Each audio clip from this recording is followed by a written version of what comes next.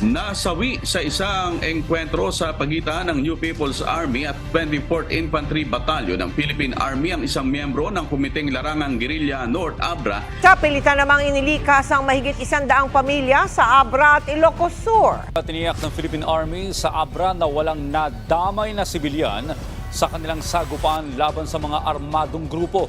Isang nakakakabang pangyayari ang nangyari sa ating bansa dahil hindi lamang sa West Philippine Sea o sa teritoryo ng Russia o China nagkakaroon ng digmaan, kundi maging sa ating bansa ay nagkaroon din ng matinding digmaan. Halika, atin itong pag-usapan mga kaibigan.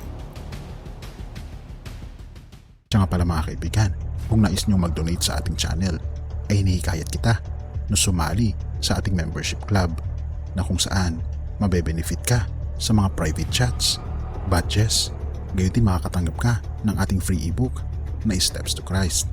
Ito ang isa sa mga pinakasikat na anti-stress na libro sa buong mundo ngayon. Salamat kaibigan sa inyong pagsuporta sa pag-join sa ating membership.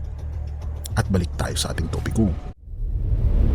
Mahigit sa 130 na pamilya ang tumakas matapos ang labanan ng mga sundalo at rebeldeng komunista sa Abra. Ito ay nangyari sa Ilocos Sur border. Ika pa sa ulat ng Philippine Star, higit sa 100 pamilya mula sa 2 barangay sa bayan ng Pilar sa Abra ang tumakas mula sa kanilang mga tahan matapos makipaglaban ang mga tropa ng pamahalaan sa mga rebeldeng komunista sa mga hangganan ng Pilar sa Abra at Santa Maria sa Ilocos Sur bago magtanghali at hanggang maaga ng Martes. Sinabi ni Pilar Abra Mayor Tyrone Beronia na 137 na pamilya o 483 na katao ang pansamantalang nanatili sa municipal gym habang 6 na pamilya o 23 na katao ang humingi ng kanlungan sa kanilang mga kamag-anak. Ayon kay Beronia, agad namang binigyan ng emergency at relief goods ang lahat ng evacuees. Karagdagang relief goods at serbisyo para sa mga evacuees mula sa DSWD ay natid naman noong Martes ng gabi mula sa probinsya na kabisera sa Banggit sa Abra, ika pa niya. Matagal na nag-alerto ang tanggapan ng DSWD, Cordillera mula Martes ng gabi para sa posibleng pagdagdag ng serbisyo at goods para sa mga evacuees na maaring hindi pa makauwi sa loob ng ilang araw habang hindi pa gaanong stable ang sitwasyon sa seguridad sa lugar. Itinigil din ni Beronia ang mga klase sa elementarya at mataas na paaralan sa Merkules. Titiyakin ko na ligtas ang aming kababayan bago sila bumalik sa mga tahanan, sabi pa ng alkalde. Samantala, ayon kay Army Major Rigor Pamitan, tagapagsalita ng Philippines Army 5th Infantry Division, nakasagupa ng mga sundalo mula sa 50th Infantry Battalion ng Philippine Army ang mga 15 na rebelde mula sa kilusang Larangang Guerrilla North Abra ng Ilocos Cordillera Region, Committee ng CPP-NPA, mga bandang 11:50 ng umaga ng Martes sa isang lugar sa kabundukan sa Barangay Nagkanasan, Pilar, matapos magbigay ng impormasyon ang isang residente tungkol sa pagkilos ng mga rebelde sa barangay. Nagkaroon ng labanan na nauwi sa sugutan sa Army na si Army Corporal Mark Dadeo mula sa bayan ng Pilar habang hindi patiyak ang bilang na nasugatan sa panig ng rebelde. Nagpahiwatig si Beronia na ang rebelde ay maaaring nagtatawid-tawid lamang sa kanyang bayan mula sa kalapit na bayan ng Salabadan.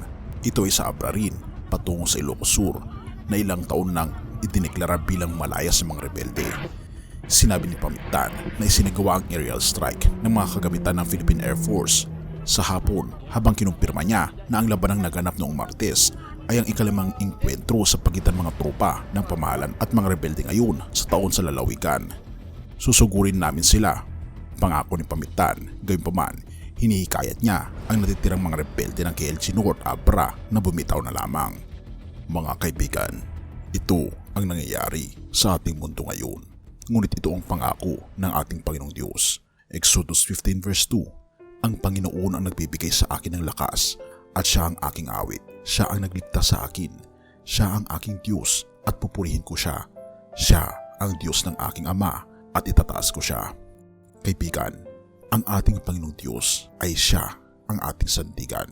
Maaasahan natin siya sa anumang klase ng pagsubok sa buhay na ito. Purihin ang ating Panginoong Diyos at salamat kaibigan sa iyong panonood. Tayong manalangin. Ama naming banal, mga Panginoon naming Diyos, kami po'y lubos na nagpapasalamat sa inyo dahil kayo po ang nagliligtas sa amin. Kayo po ang Diyos na makapangyarihan sa lahat at nawa po'y gabayin niyo po, Panginoon, ang bawat isa. Lalong higit, ang mga kaibigan po namin at kababayan sa Abra. Tulungan niyo po sila at patnubayan kami sa lahat ng aming mga ginagawa. Salamat po, Panginoon, sa inyo pong pag-ibig at pag-iingat sa bawat isa. At patawarin po kami sa lahat ng aming pagkukulang at pagkasala. At salamat po, Panginoon, sa pagdinig ng aming panalangin. Sapat kami sa mutiling sa matamis na pangalan ng aming Panginoon Yesus. Amen.